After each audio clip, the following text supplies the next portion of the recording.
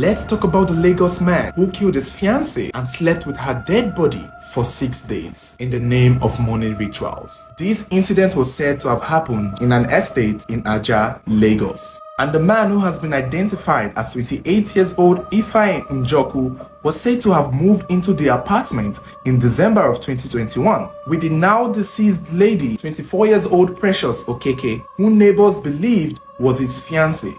Now, Ifeanyi and Precious were said to be really quiet and private.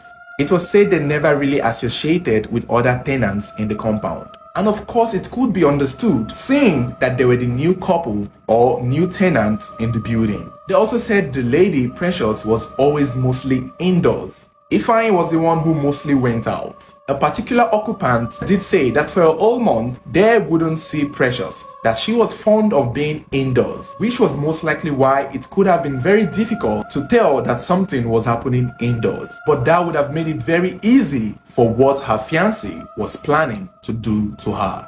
Now, in his confession, he claimed the girl was not his fiancée or girlfriend. He claimed it was just a girl he brought from the village to live with him. Obviously, that would make sense, because clearly he had plans for that girl long before they even moved into that apartment.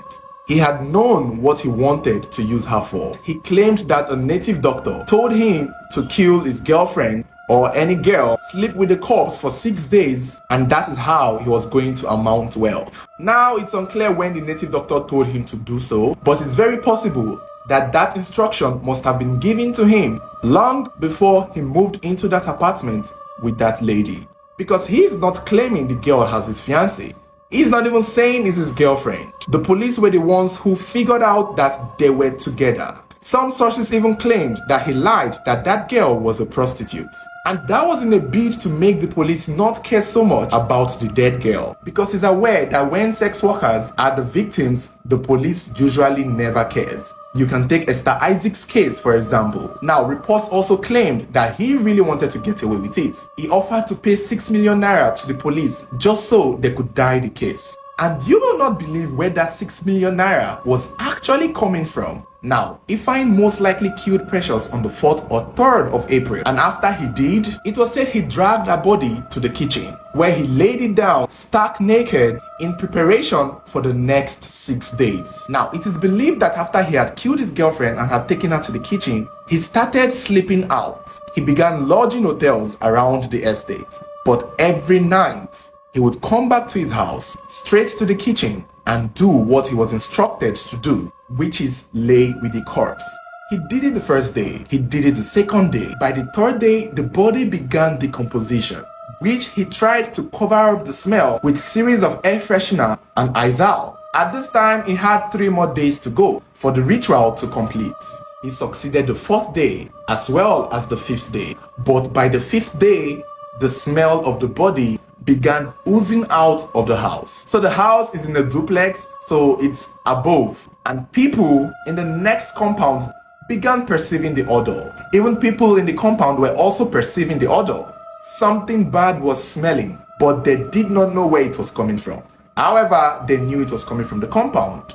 On the 6th day, that should have been on a Saturday or on a Sunday, it was said that a neighbor who was a nurse quickly identified the smell to be that of a decaying corpse. It was at this point that the caretaker of the house was informed, and the police were called. The entire compound was searched, and eventually they could trace the smell to Ifeanyi Njoku's apartment.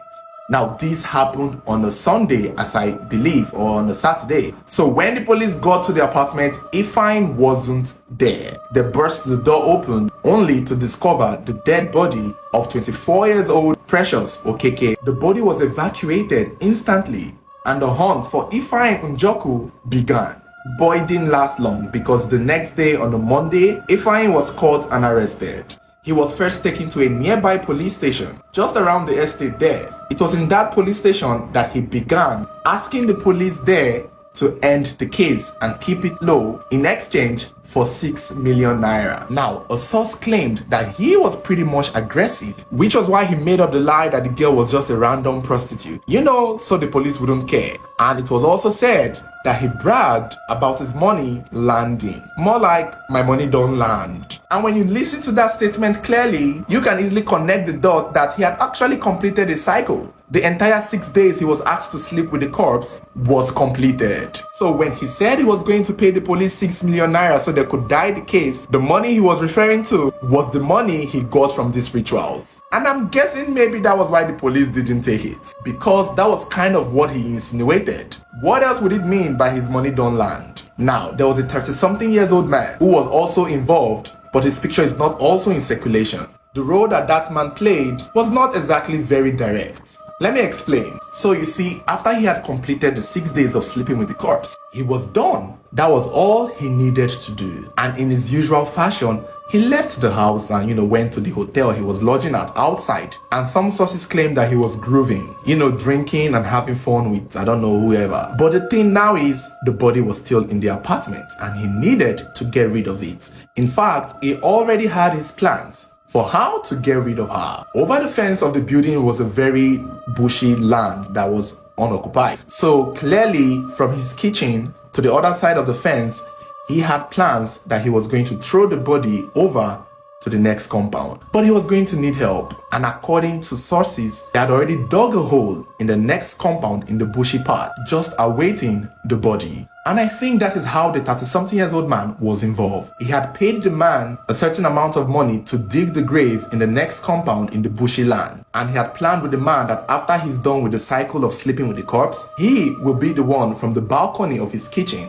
to throw the body over to the next fence where the man was supposed to catch it and bury her behind. But that was his plan to get rid of the body. Unfortunately for him, the police busted his house and found the corpse. At this point, not much is known about the girl, other than the fact that she's a victim of ritual killing. Her pictures are not in circulation yet, and I don't know, or I don't think members of her family have come forward to claim her. It will be nice to hear her story. It will be nice to know how she met this monster. It will be nice to hear from the family sides of both parties what the actual relationship of Ifeanyi and Precious really was. Was she really a random girl he deceived into marriage just for the purpose of killing her? Or was she really his fiancée? Which I would believe if she was his fiancée, her parents and his parents would have known each other at least. Now, see, ritual killing is not a new thing, at least not on this page. It's like a daily thing in this country. Not a day goes by that someone is not being arrested or caught in the process of ritual killing. Some just don't make it to the news. But this is what I've always said in most of these cases. If he claimed that a native doctor gave him that order,